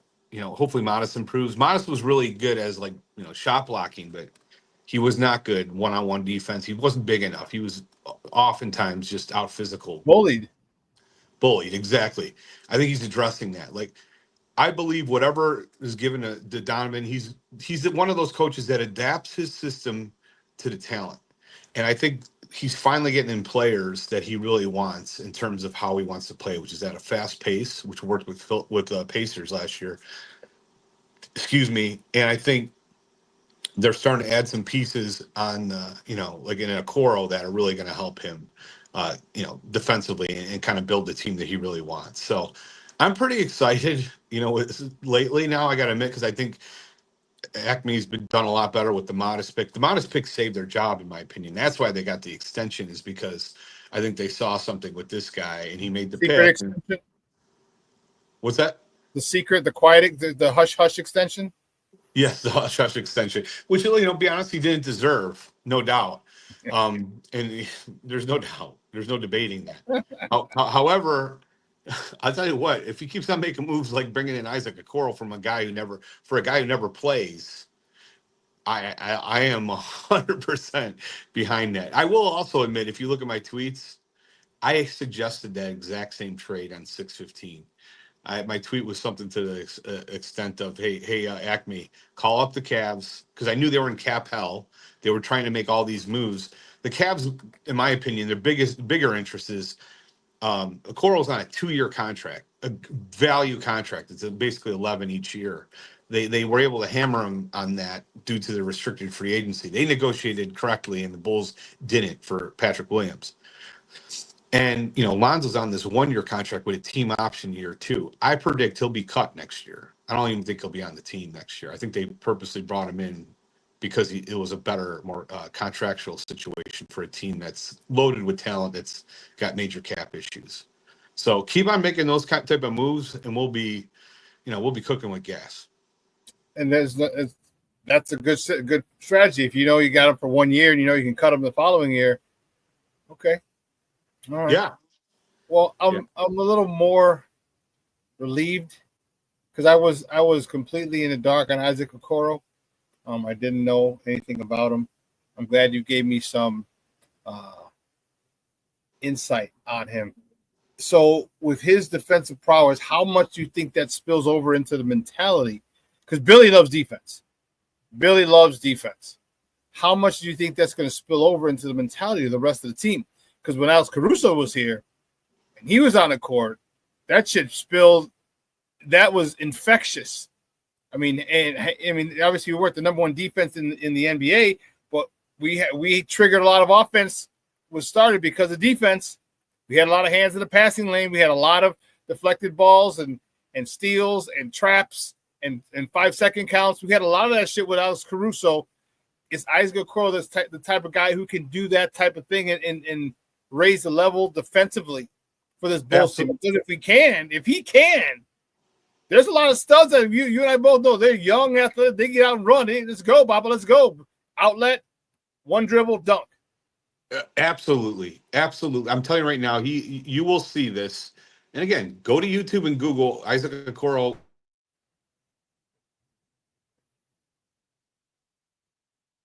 Poor man's Caruso right now at the age of 24, and he's going to continue to get better. So I am uber excited about this move. He's going to inspire his teammates to play harder defense, and more importantly, he's going to take those assignments off of Kobe and or Josh Giddey. Like, I thought Kobe last year, it's hard enough to be your primary offensive engine, but when you're also go up against the best offensive player on the opposition who's in the backcourt, that's extremely difficult.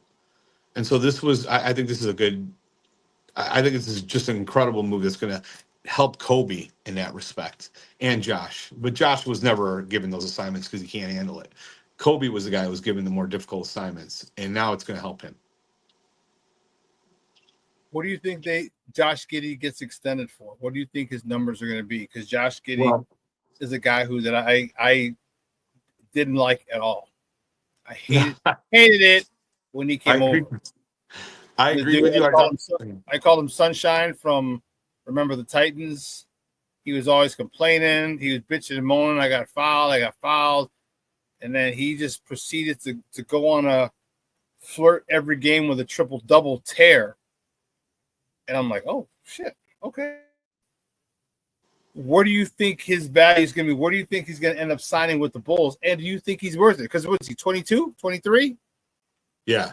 Well, what I think they should sign him for is play hardball with the restricted free agency. There's no team in the league that can offer him more than, I think, $24 million, $23 million.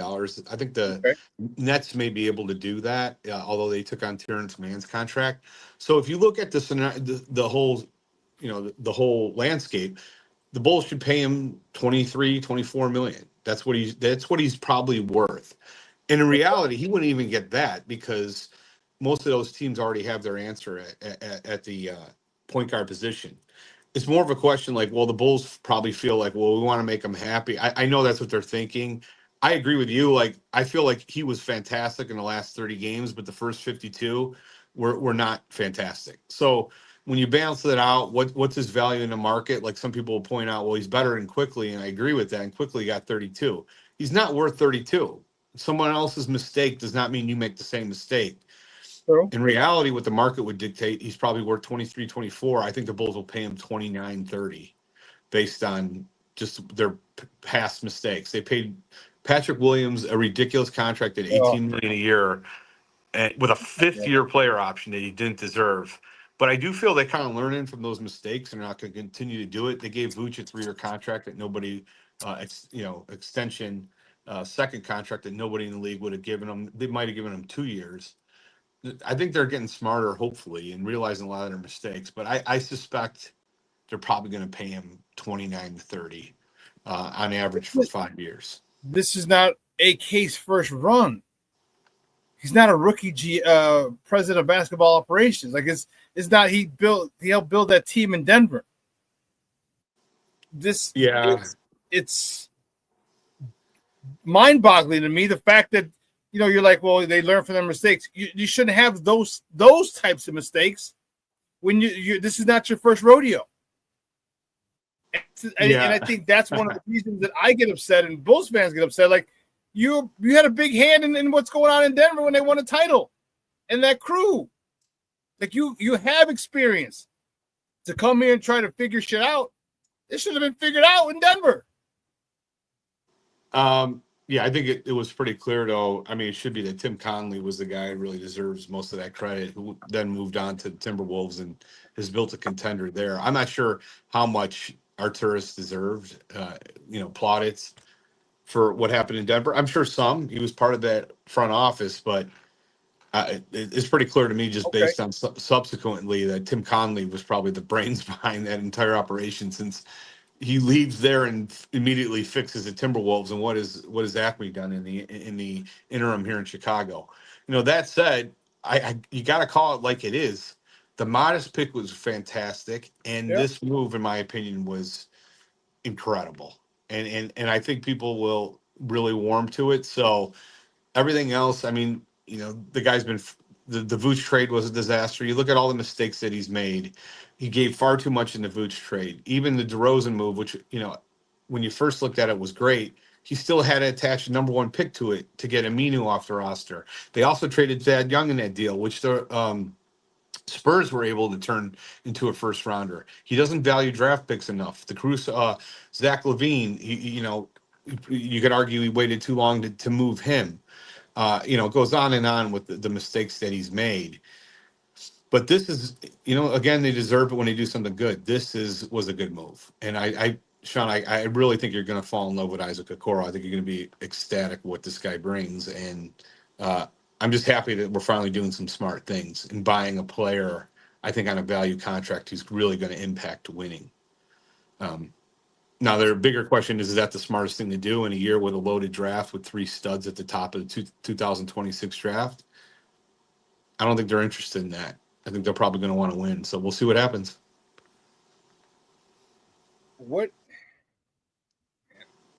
This is going to help them, though. I mean, I don't know how people can argue that. Like, Lonzo Ball doesn't play. He played 35 games, and when he did play, he shot 36%, 34% from three. Okay. I'm just shocked at the debates on how good Lonzo was last year. It was. I think we were all blinded by the story, and in the reality, it wasn't as good. Okay. I am. I believe you me. I will check out the highlights of Isaac Okoro, and I will text you like, "Holy cow!" Yay or nay, I like or whatever, whatever I feel after I watch him, and I'm looking forward to it because if that, and people have to understand, just because he's not a scorer doesn't mean he's not valuable. Correct. Okay, he can. By his defense, he can literally help us increase our pace and our points per game by the defense he plays. People don't understand. You don't want to look at, they just want to see how many points does he score? How many points does he score? That's not the whole pick. That's not the big picture. Because if he steals the ball, forces a bad shot, gets a turnover, you know what I mean? There's a whole bunch of different ways. Boxes out, boom, outlets it. There's so many different ways you can affect the game. And I'm hoping that I see what I want to see, and I see a guy that you're so high on in what I watch. Because if that is the case, then now you're really starting to turn that off. I mean, now just think about it. Now, outlet to Kobe. One dribble, pull up. All right? One outlet to Kobe. He sees the trailer Matas coming, gives it to Matas, boom. Yeah. I hope I'm anxious to watch his highlights and see what he does, because if that's the case, then I will look at this trade a lot more favorably than I'm looking at it right now. And we need defense. We need defense. We need defense. I don't know if I mentioned we need defense. Absolutely. And when you watch those highlights, also take note at some of the players he's guarding on these plays. Brunson and Brown, and he's got versatility. He's guarding the 1 through 3. Man, I really think you're going to fall in love with him, Shawn. And it starts with watching some of these defensive highlights. But not only that, I think offensively he's been undersold, and he's really going to thrive in this offense. I think because 2 years ago the Cavs were 29th in pace. You couldn't find a worse offense for Isaac Okoro. Last year they sped it up a little bit. They weren't in the top third. I think they were, right around the middle, 10th, somewhere between 10 and 15. But now, I mean, you're going to be a top 3 in pace, and this is going to be perfect. So this is a perfect fit, perfect move. What about some of the other guys on the team that are still like Julian Phillips? Like Julian Phillips, definitely seen improvement, definitely seen development. Nothing to write home to mom about, or definitely not put him in the All-Star game by any stretch. But he had his moments. He hit that corner 3. He had a couple key rebounds. Your thoughts on some of the lesser or the guys who didn't get as much time on this Bulls roster? Who do you see staying? Who do you see going? What about Zach Collins as well? What about him? He's a little more athletic than Vooch as far as defensive. Yeah, I mean, well, Collins is on the last year of a contract, being paid $19 million. He's probably worth about half that on an open market. I don't mind Collins. I thought he actually played pretty well. He doesn't shoot the 3 like Vooch does, which I do like, but he's far better defensively. We're going to need to upgrade that position. To me, that's just like an area where we should find somebody like I saw Clint Capella's out there. I don't know how much he has left, but a player like that is, I think, a better fit with this team. Vooch does shoot the 3, which you like, but on the defensive end, he is so bad, and he's. I think you can count on one hand the amount of players in the league who are older than him at the center position. There's Al Horford still in the league, and Lopez, I think, is now a free agent. Those are 2 guys I know off the top of my head that are older than him, but there's not many. He's 35. There's a reason there's not a lot of guys that old in the league. As far as Julian Phillips, I felt the exact opposite. I thought he missed far too many wide open corner threes. And he's got a lot of tools athletically, but to me, he's kind of like a, Derek Jones Jr. type of player, a poor man's Derek Jones Jr. type of player. There's probably value in it. He's an incredible athlete, and theoretically, this offense and system should work with him. you got to be able to hit wide open corner threes. And I didn't think he hit it at the same level. The guy I'm probably most excited about, honestly, is Dalen Terry. I saw a huge amount of improvement from him. Hopefully he can kind Another of keep one, yeah. And he's got some really nice he's got passing ability. He's just I know coach is frustrated with him, and I can absolutely see why. He'll make some of the worst decisions, but Yes. yeah, he's still young, relatively young guy who plays hard. I love those guys. The Coral's this way: high motor, plays hard all the time. And then on the other end of the spectrum, we got a guy like Patrick Williams. I used to call standstill P. Will. Just he's jogging all the time, not playing at really high level, hard. Just I can't. I just saw this quote recently, or about playing hard is a skill, and I agree with that 100%. I love those high motor guys. Like Okoro is absolutely in that build, and I think you're gonna. I think I know Patrick Williams. We're going into year 6. We've been talking about this forever, and he was awful last year. His worst year as a pro. Hopefully he can kind of return. All I want from him is just get back to 40% from 3 or 39% from 3. He was down at 35 last year. So, if he can't hit the 3, then he's really bringing very little value. I thought his defense was absolutely declined last year. He doesn't have lateral quickness, never did. But all those guys we got to hopefully Dalen Terry, Phillips, and P. Will I kind of put in the same area. One of those 3 really has to make a jump this year if we're going to do something really special. But they all have theoretically defensive ability, which should significantly help this team. I like Terry, and I first I thought he was just like a cheerleader, like kind of like who was that guy that the Bulls had? He was an OKC, and goodness, the left-handed shooter. Oh, you're talking about Campaign? Yes. Remember, Campaign was just the freaking dance partner for Russell Westbrook at OKC. Still in the league, was on the Knicks this year. Yes, he is. The conference finals. Yeah. Yes, I thought that's who Dalen Terry was going to be. Dalen Terry he improved. And again, not putting him in the All-Star game. I'm just saying he improved, and I saw development in him. I saw a more mature Dalen Terry. And I think that's, I don't know what's going on in his personal life, or if he just realized he had to grow the hell up. But I saw a lot more mature Dalen Terry, and I liked it. His athleticism is what was one of the biggest reasons we drafted him. He was running up and down the court making plays. I really like him, and I need him to take another step forward this year in being more reliable down the stretch, maybe. All right, because down the stretch you pull him out, like, all right, he's done. But if he can mature and become a force defensively, in his next step of his evolution, now the Bulls got another piece, all right, to help on the defensive side of the ball. Shawn, you talked about something I really believe in. I saw it with Dalen Terry. Like and I like to get to games early and see how guys work out before the game. I think it tells you a lot. And I remember his rookie year, I was watching Dalen Terry. He was shooting air balls in practice, like pregame from 3, and air balls. And I'm like, how are you going to expect to hit anything in the game if you're shooting air balls before the game? He was goofing around, things. Treated it like it was like a Sunday outing with friends.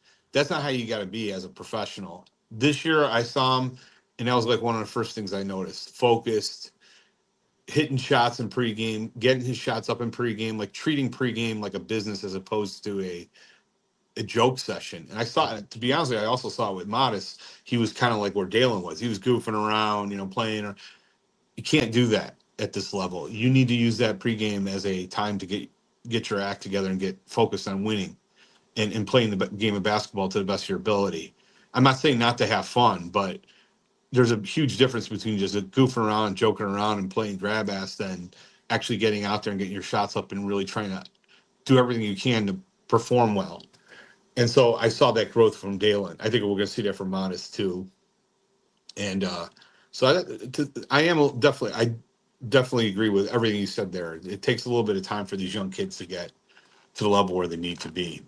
One of the things that I said, I don't know if I said it to you last week or who else I said it to, about the NBA shooting itself in the foot.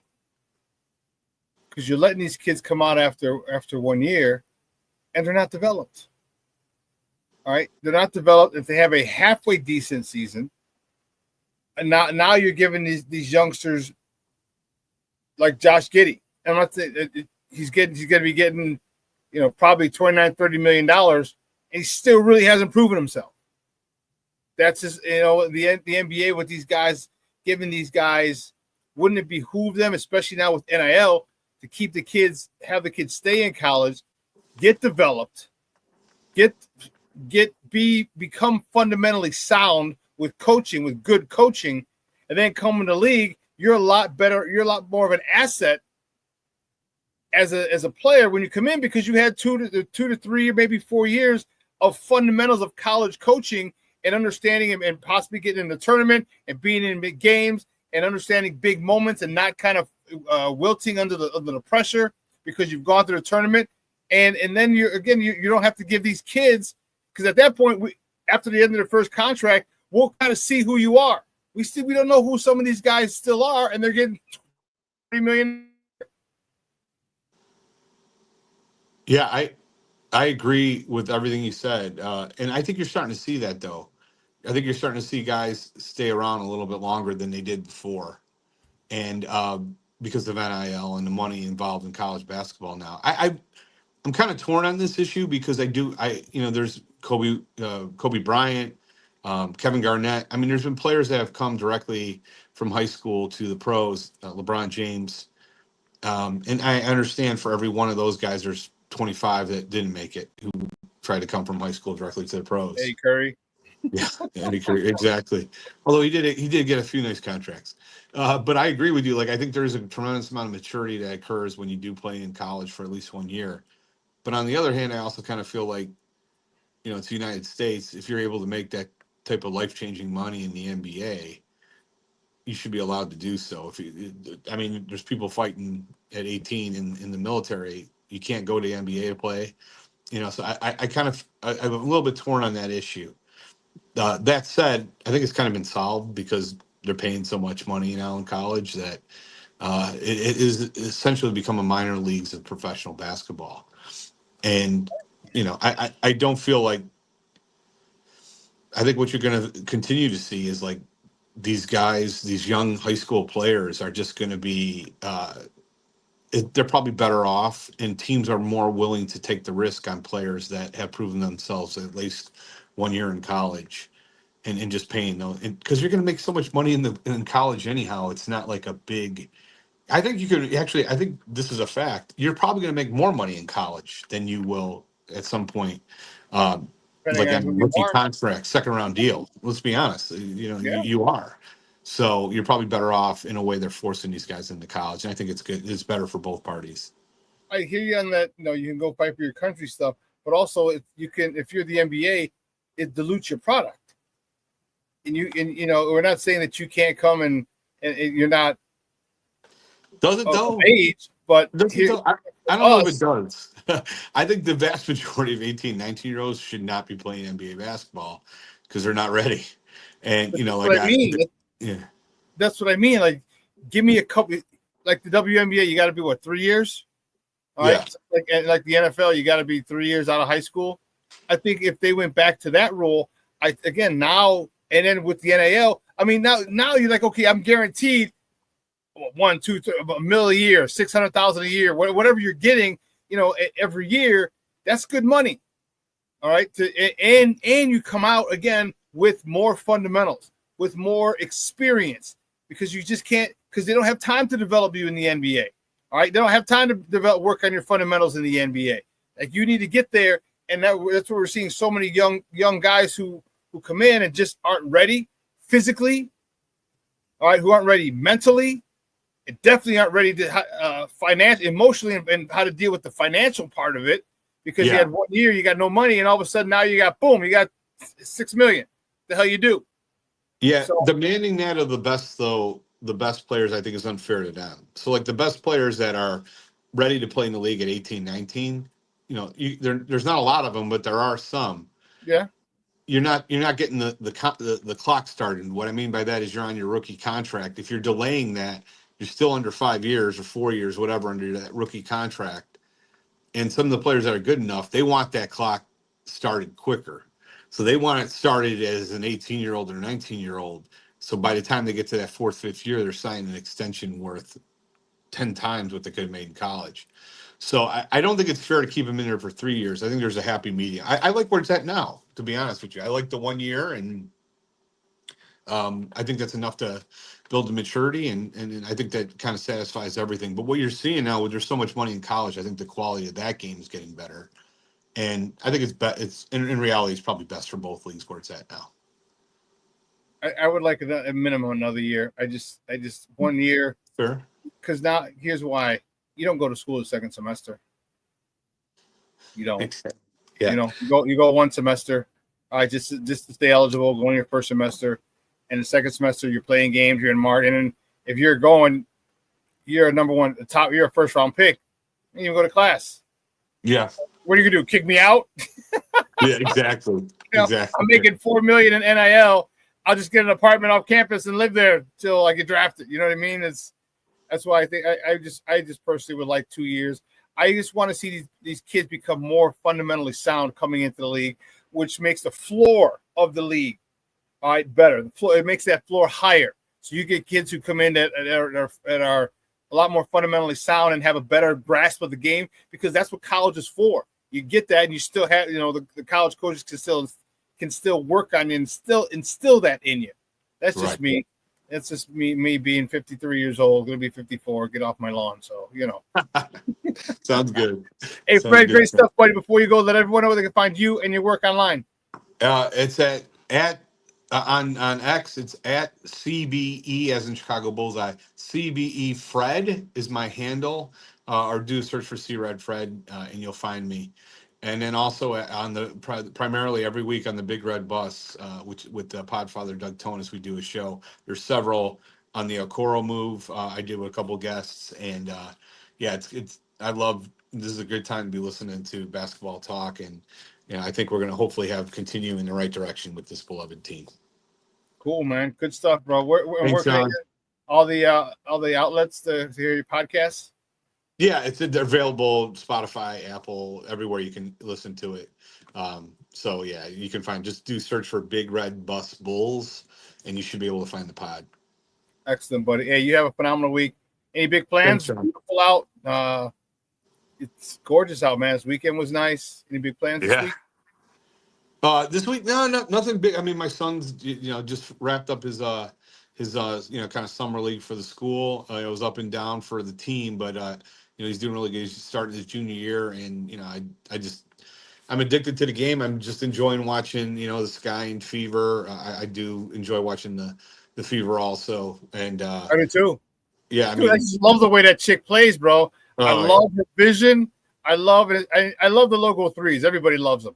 But just the vision that Caitlin Clark has is ridiculous, dude. Come on. Come on. Yeah, to me, she actually has not shot the ball well at all for like the last 3 or 4 games since she came back from that injury. She had one really good game when she first came back. But the thing to me about Caitlin Clark is, I love Liberty. Aaliyah, yes, exactly. Aaliyah Boston also is the center on that team, is a fantastic player. I love watching her. She's a great player. Yes, she is. And she's very underrated, in my opinion. She's excellent defensively, great rebounder. And when they work together on a pick and roll, is fantastic stuff. So yeah, that's to me the difference. She gets a little nasty, a little physical. I like that. I love how she pushes it, and in terms of like long passes, it's just incredible as a passer. To me, that's where I really like watching. Caitlin Clark. I think that's where she is a differentiator. And they have some players on that team. The other girl I like a lot is Lexi Hull as a defender. I think she's an excellent defensive player. They really haven't. I know the Bonner signing really kind of backfired on them. Yeah. But Howard is a good player. I love watching that team. And also the Sky's, I'll be honest, has been massively disappointing this year so far. But and obviously there's injury issues there also. But yeah, it was great to see. The last game with everything. They looked great yesterday against all that. Yeah. So that's good to see. So, dude, great stuff, buddy. I appreciate it, man. We'll talk soon. Take it easy. Let's go, Angel. Let's keep it going. Good stuff yesterday. Yes, that's yeoman's work, baby. 24. Fantastic game. And I want more of that. I want more of that. We got to finish. That's my frustration with her as a rebounder. She's elite, Rodman-esque, but just keep on working on an offensive game. And it was great to see yesterday. So, yeah, all right, buddy. We'll talk soon. Take it easy, Shawn. All right, guys. That's the Red Fred. That's Fred Pfeiffer from the Big Red Bus, ChicagoBullseye.com. Great stuff, man. Listen, 2 hours is coming and going. I want to thank Fred for coming out talking Bulls basketball with us. And yeah, you know what? It's frustrating. All right, frustrating with our bullies, but we I don't know. He said, let's go look up Isaac Okoro, check out his highlights, and you will be excited. So I'm going to do that when I get back from picking up the warden. I'm going to do that and check out some of his highlights and go from there. But listen, I'm going to replay this tonight at 6 o'clock. So if you missed it, you can catch any part of that, any part that you missed at 6. At 12:15, Second City Sports with Akina McGee and Sidney Brown will take you on another 2-hour tour of Chicago sports. Rick, I love it, baby. I love it. He's like, have a great day, Shawn. FGB. You're damn right, Papa. FGB. So, guys, listen, have a phenomenal day. And I tell you this every single show. Let your loved ones know you love them because tomorrow is promised to no one. All right? It's a beautiful week here in the Chi. Make sure you reach out. It might be a little rainy, but that's okay. But get out, make some plans. All right? Lunch, brunch, dinner. 85 today, 86 today, 85 Tuesday, 88 Wednesday, 87 Thursday, 93 Friday, 94 Saturday. Come on, man. We got mid to high 80s. Get out there. Make plans with your people. Rooftops are open. They're bussing. Patios are open. They're bussing. All right? Get out there. Meet up for drinks, lunch, brunch, dinner, breakfast if you have to. Do it. All right? I guarantee you and your people will both be happy. All right? So I got to get out of here. I got to go pick up the warden. She's wearing her brand new, one of her new outfits that she got from CrossFit, from her party to CrossFit. So she's all fired up. So I got to go pick her up, and then I come back and check out the highlights. All right. But for everyone here at Sports Zone Chicago, guys, I'm your boy, the SuperBack, Shawn Sierra. You have a phenomenal day. Your boy is out.